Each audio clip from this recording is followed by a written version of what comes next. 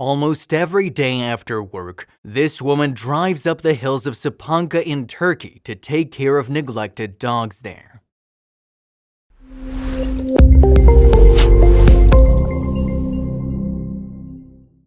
Millions of cats and dogs are homeless in Turkey.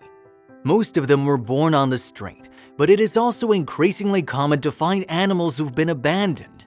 Unfortunately, people tend to leave their former pets in the mountains and desolate areas so that it is much harder for the animals to follow them home. This means that the animals are more likely to struggle to find food and water and will often face harsh weather conditions. They also remain vulnerable to attacks by unwelcoming communities and dog catchers.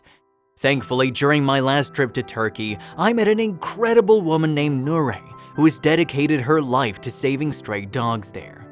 In Turkey, it is common to discover abandoned animals in the mountains or neglected areas. They're struggling to find food or water. Fortunately, I met Nuri, who is one of the exceptionally kind residents looking after the stray dogs. Nuri specifically drives up the hills of Sapanca, Turkey, where hundreds of stray dogs live with very little access to food and water. For the last 10 years, she's been feeding and taking care of these animals.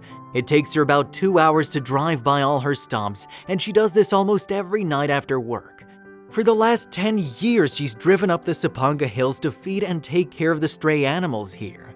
She's been doing this all by herself for years and invests all her own time and money into helping these adorable beings. Nuri also drives to local restaurants and hotels in Sapanca, collecting any unwanted food that she can feed to the stray dogs. On some sad occasions, Nuri notices that some of the dogs may be injured or sick, and so she rushes them to the vets as well. Nuri accepts donations since it is becoming increasingly expensive for her to buy fuel and food. At this time when the Turkish lira continues to drop in value, it's becoming increasingly expensive for Nuri to buy fuel and food.